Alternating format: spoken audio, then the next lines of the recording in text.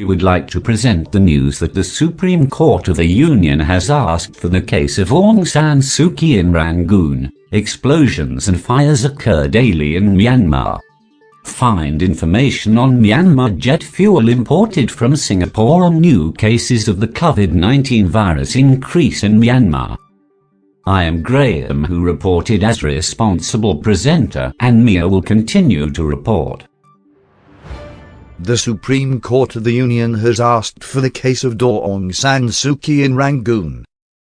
Aung San Nyunt, a lawyer representing the Rangoon East District Court, told the BBC that the case of the state councillor Aung San Suu Kyi, who was charged under Section 3(1)(c) of the State Secrets Act, was dropped by the Supreme Court in Rangoon's Eastern District Court. A video of a conversation between Aung San Suu Kyi and a judge was released this morning at Rangoon's Eastern District Court, and the next hearing is set for June the 3rd. In the video, Suu Kyi asks judges to allow her to meet with her lawyers. It is unknown at this time what he will do after leaving the post.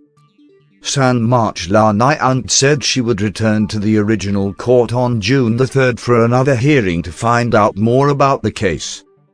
Suu Kyi has been detained since the February 1st coup and charged with terrorism.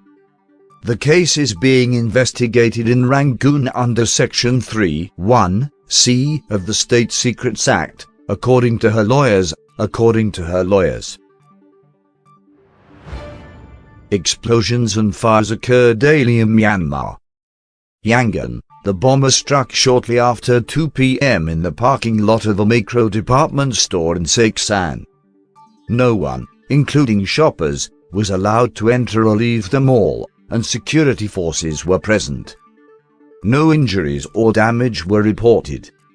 The macro department store has announced that from May the 21st, all shoppers will have to show their driver's license or registration at the security gate to enter the mall. The bomb was struck shortly after noon in front of a crowd of mourners. Earlier, the Macro Business Group said it was a private business group affiliated with a non-partisan group, claiming that social punishment should be imposed because it was a military-related business. Author Maung Cherry confirms that a fire broke out in Kandongi, Mibon Township, northern Rakhine State at around 3 a.m. on May the 20th, destroying 14 houses. During the fire, 14 houses were completely burned down and another 5 were partially burned down.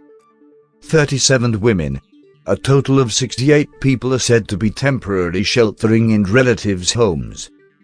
According to the Rakhine State Fire Brigade, the fire started at a bakery in the southern part of Kandongi town at around 3 a.m. with a frying pan set up for frying.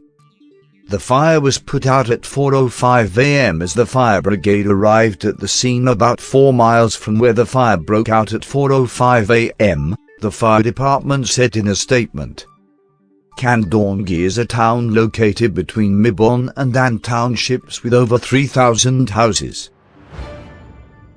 Find information on Myanmar jet fuel imported from Singapore. Singapore's PetroChina International Singapore Private Limited sold jet fuel to Myanmar last April, according to Reuters, which looked at government import data. This is the first such import since the military took power last February. Exporters say they are well aware that exporters can use the jet fuel they sell on civilian airlines, as well as to carry out bombings against ethnic militias helping the people against the coup. Such a sale could raise questions about China's involvement in Burma. Opponents of the coup have accused China of backing coup leader Min Aung Hlaing, but China has denied the allegations. The Chinese Foreign Ministry did not comment on the sale. PetroChina is controlled by China National Petroleum Corporation, and the company has not commented on the sale of the jet. Unconfirmed import data shows that PetroChina International's 13,300 tons of jet fuel and 4,000 tons of gasoline were unloaded by tanker Mount Udong on April the 15th at Hilloy Port. Western nations, including the United States and Britain, have condemned the military council for its violent killings of civilians in Burma and imposed restrictions and sanctions. However, there is no international ban on the sale of such oil products.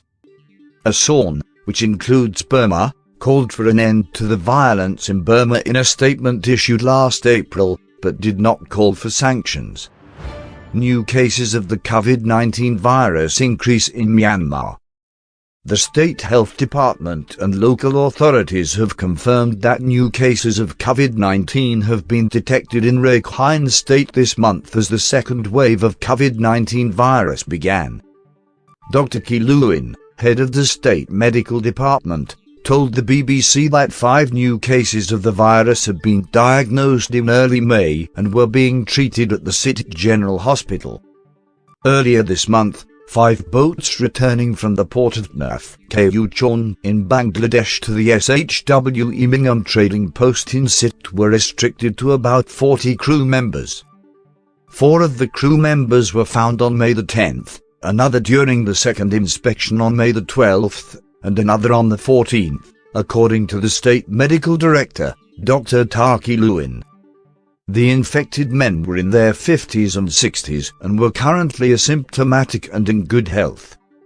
At a time when the third wave of new strains of the virus is spreading in the region, locals are worried that the second wave of infections in Rakhine State could spread like wildfire. We know that the government has systematically detained people who have returned from Bangladesh, he said. That's best. Our people are always worried. Because the government did it, there were no inspections. Nose bandages are checked on the day you want to check. If they don't want to go to war, they will not go to war, says Maung Win Thane, a Maungdaw resident. Currently, more than 98,000 people have been vaccinated against COVID-19 in Rakhine State, some having been vaccinated twice and others with a second dose, which will be completed by the end of this month, Dr. Kyi Lewin said. There are 143,131 cases of COVID-19 in Myanmar, and there are 3,213 COVID-19 deaths in Myanmar. I am Peter, who presented this news.